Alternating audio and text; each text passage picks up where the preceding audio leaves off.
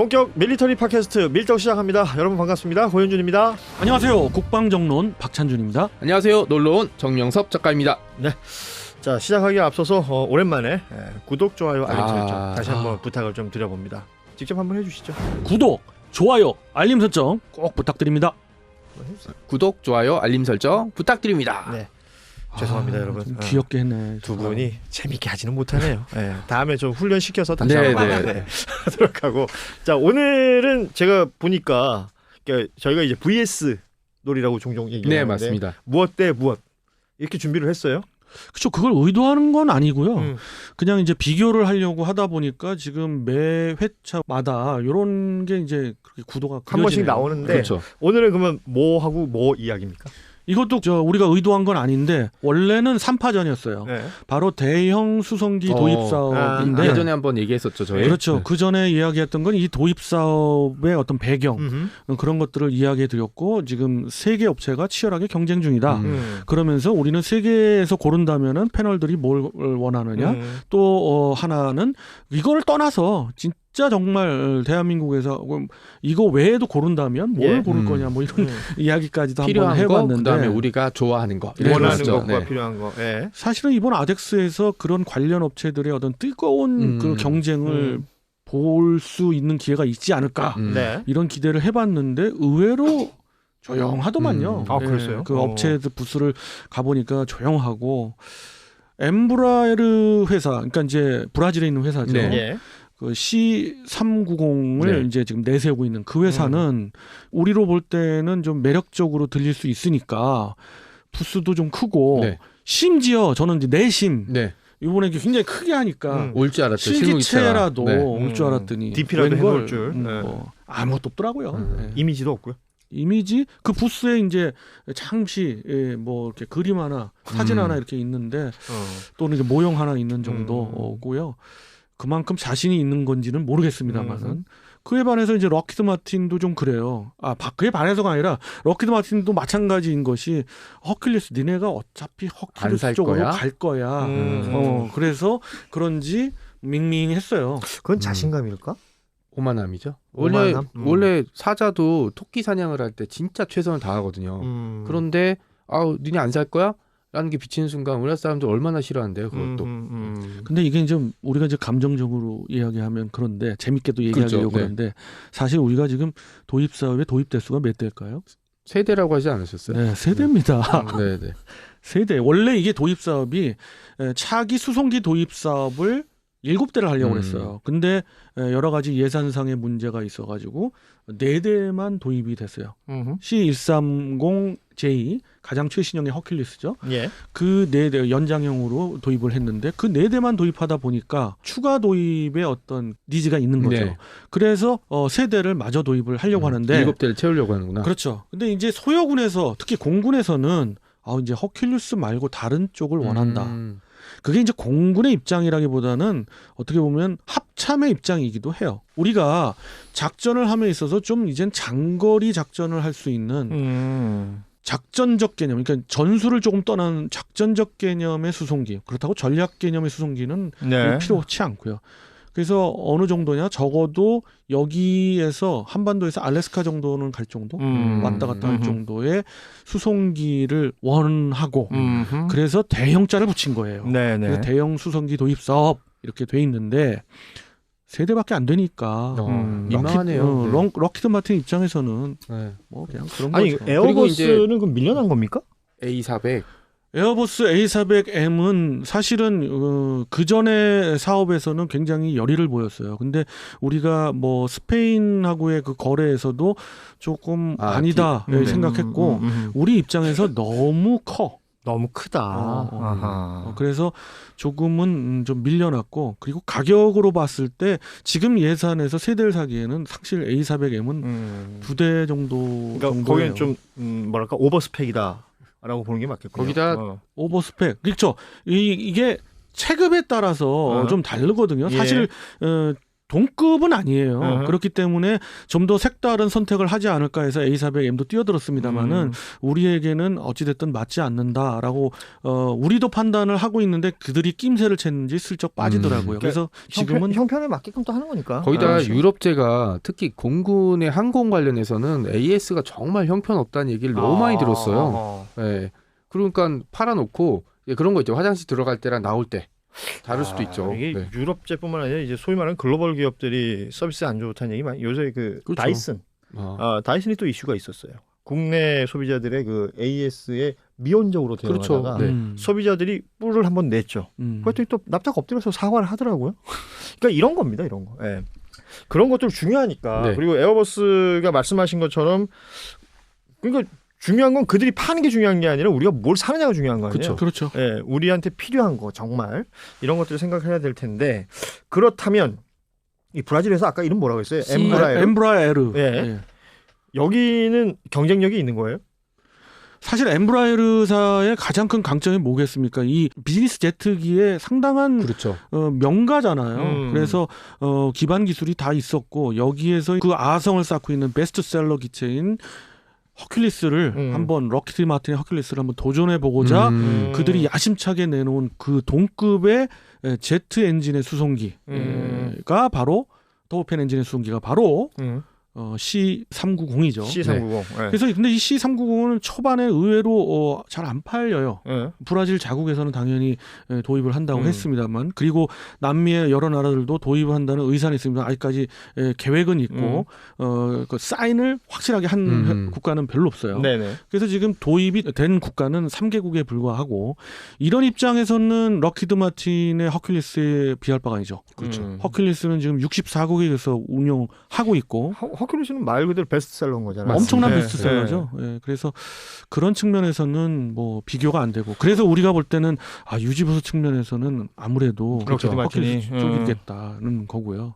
또 반면에 항속거리나 또 조금이라도 더 많이 실을 수 있는 게 엠브라에르사의 C390이다. C390이에요. 거기다가 저희가 지금 차기 중형 수송기 사업을 진행하고 있잖아요. 네. 이것도 어쨌든 그 제트 엔진을 사용할 가능성이 굉장히 높아지고 있거든요. 약간 패키지로 보는 건가요? 그러니까 뭐 체급이 다르고 뭐 그러긴 하겠지만 C130 하는 우리 C130 세대 살 테니까 기술 좀 줘 하면은 로키드 마틴이 어떻게 하겠어요? 뭐 그냥 콧방귀도 안 끼겠죠. 저런 미친놈들 하겠지만 C390은 지금 얘기대로 좀 급한 편이니까 기술 그 이전이라든지 딜을 그쵸. 하는데 약간 더 유리할 수 있겠다. 그리고 다 된 밥에 재 뿌리는 건 재밌는 게 없거든요. 그러니까 자기 C130 살 거야 안 살 거야 이렇게 배째고 있는데 옆에서 계속 이제 우리 390 연기를 피우면 경쟁 업체가 있어야죠. 뭐라도 하나 받아내겠죠. 그렇죠. 네. 바로 그거죠. 사실은 그것 때문에 C390을 우리는 끌어들인 측면이 그렇죠. 있고 지금 이름도 비슷해요. 130인데 390이니까 숫자가 겹치는 게 3자가 겹치잖아요. 공도 겹치고. 아저씨는 별걸 다 그렇게 또 연결을 지어주시네. 그래요? 그런 걸 보고 그거 노린 것 같아. 헷갈리라고. 혹시 그 길에 막 차 타고 다니거나 이러면 앞에 있는 차 번호 막 열심히 보고 그러세요? 그렇죠. 네네. 사실 제가 좀 비교를 하기 위해서 C390이라는 표현을 썼습니다만은 정식 그 제식명은 KC390이에요. KC390. 네, 뭐 무슨 얘기냐?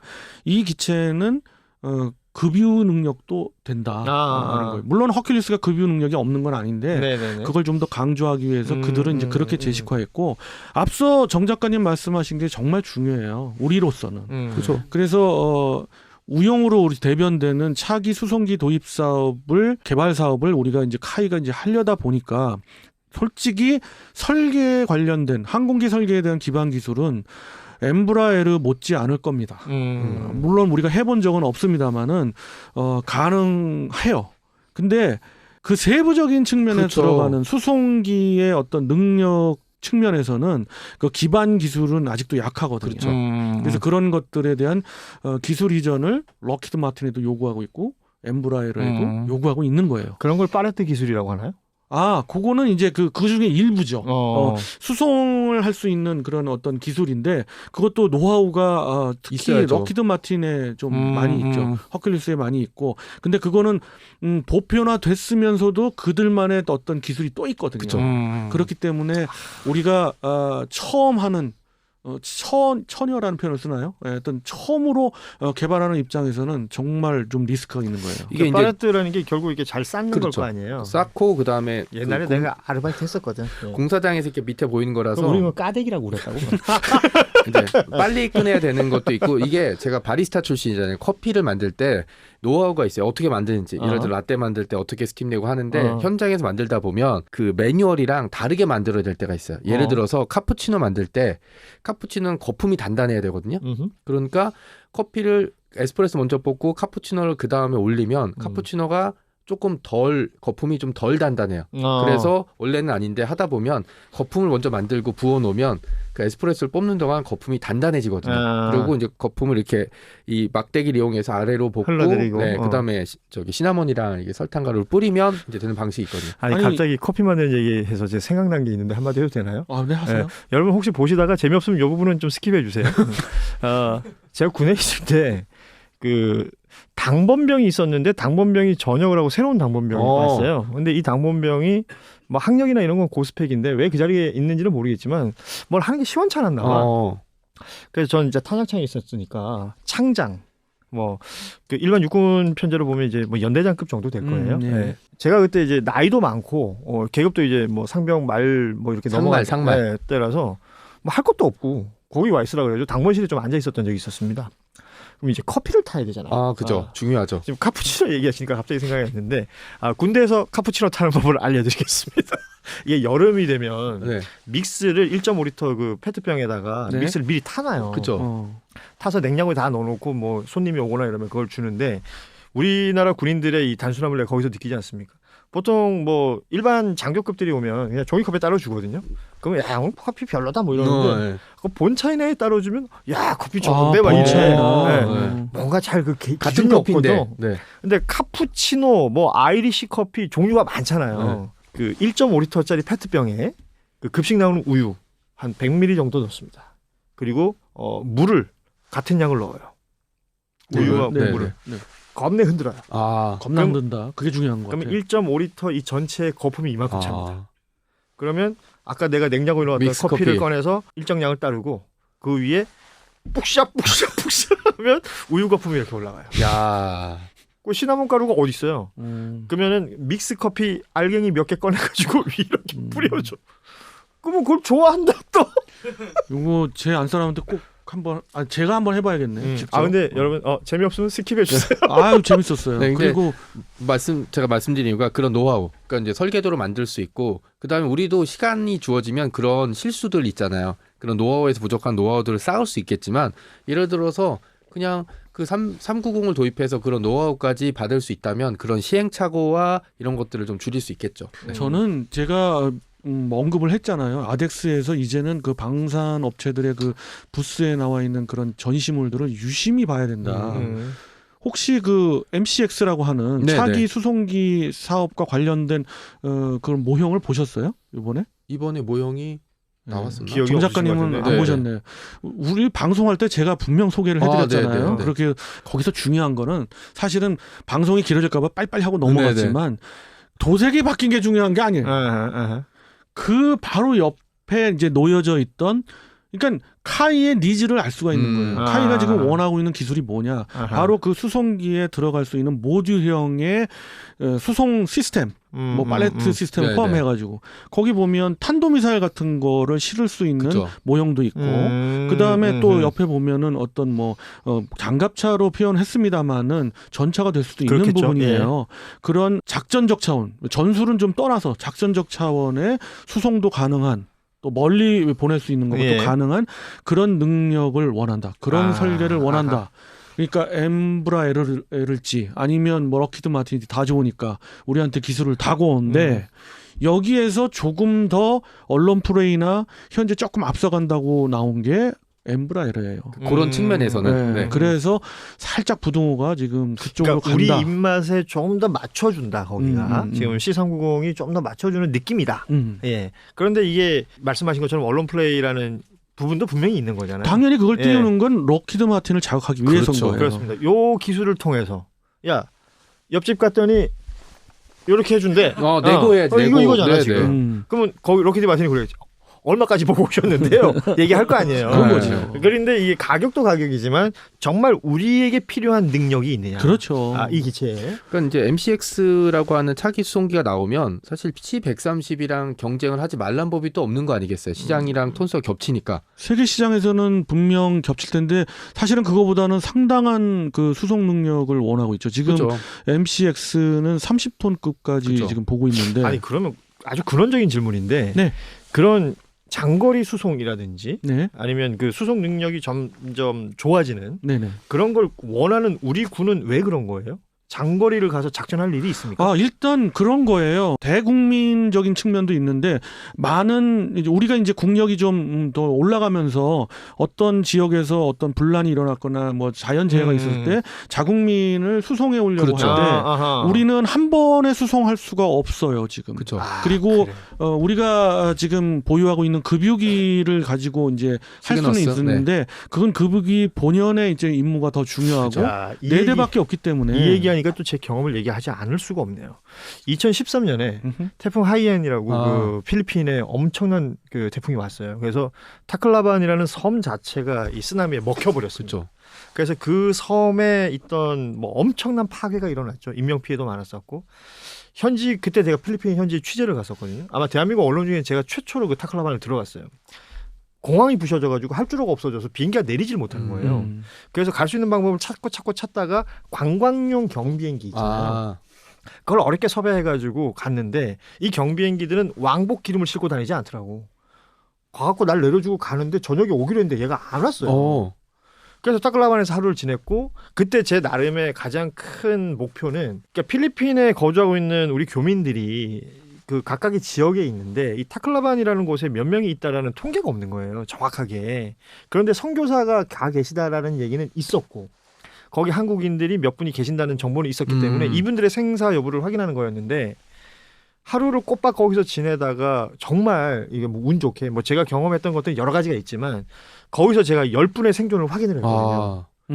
근데 그때 당시에 그 타클라반은 전기 통신 이런 게 모든 게 다 끊겼겠죠. 끊겨 있었기 때문에 서울로 그걸 타전할 수가 없는 거예요. 나와야 되잖아. 그렇죠. 그러니까 나오면 세부 쪽으로 나오는 건데 그때 처음 도착했던 게 미 수송기였거든요. 그렇죠. 네, 미군 수송기가 그때 와서 제일 먼저 뭘 하느냐 활주로를 확보해요. 뭐 다 무너졌으니까 그러니까 활주로를 확보하면서 이렇게 쓸어내는 거지 옆으로 불도저 같은 지나갈 걸로. 수 있게끔. 완전 공항이 파괴가 돼 있었기 때문에 공항의 기존의 활주로 주변을 정리하면서 그 수송기가 떡하니 내려와 있는 거야. 근데 나는 저걸 탈 수가 없잖아 지금.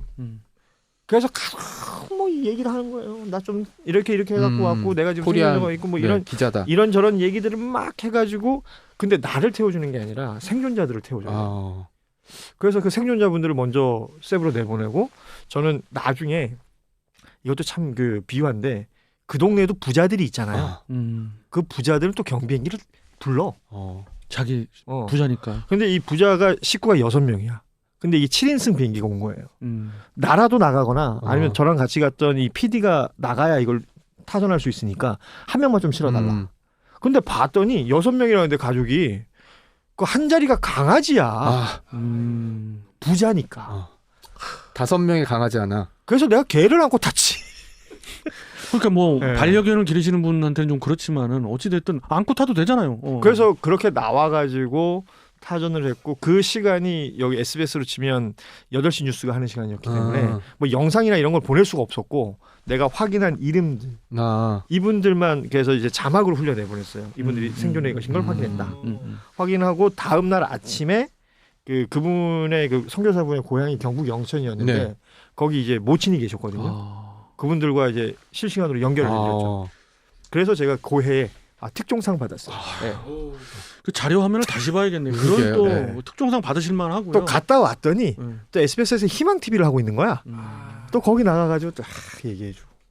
이 얘기는 뭐 하려면 긴데. 그쵸. 예. 네. 이것도 뭐 의미가 없다 싶으시면 스킵하셔도 되겠습니다.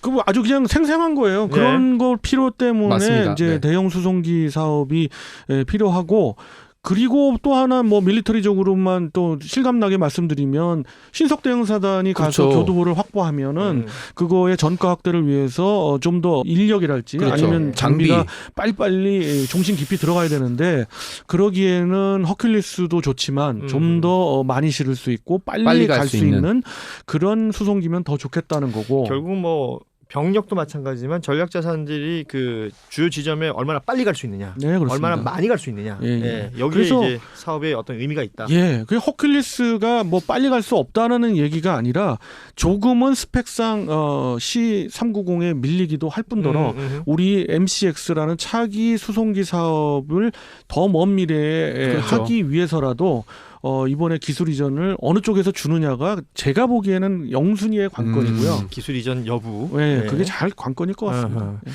자, 이게 대형 수송기 사업이라는 게 뭐 한 해 두 해 나온 얘기는 아닙니다만 계속해서 좀 더 우리 입장에서 유리한 어떤 거래 조건을 만들어가는 일련의 과정들이 진행되고 있는 것 같습니다. 조금 더 관심 가지고 지켜보면 좋을 것 같고요. 결국은 기술 이전 여부가 아마 중요할 것이다라고 그렇죠. 얘기를 해주셨는데 그런 내용들이 뭔가 좀 감지되는 게 있으면 우리 박 의원님이 또 들고 오실 거예요. 제가 들고 가겠습니다. 그 얘기해 주시는 분들이 있다면서요.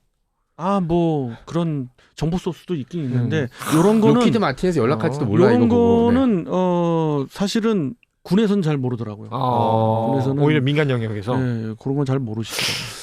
이분이 이제 빨대를 네. 군뿐만 아니라 이게 민간에도 저기 꽂았어. 태평양 너머에 저기 있을지도 모르겠어요. 혹시 로키드 마틴을 아는 사람이 있습니까? 없습니다. 예. 없다고 해야 됩니다. 야, 여러분. 사실 로키드 마틴이 아니라 보잉일 수도 있어요. 아무튼 모든 휴민트를 다 동원해서 저희가 네. 정보가 있을 때 또 저희가 소개해드리도록 하죠. 오늘은 여기서 마무리하겠습니다. 여러분 고맙습니다. 안녕. 안녕히 계세요.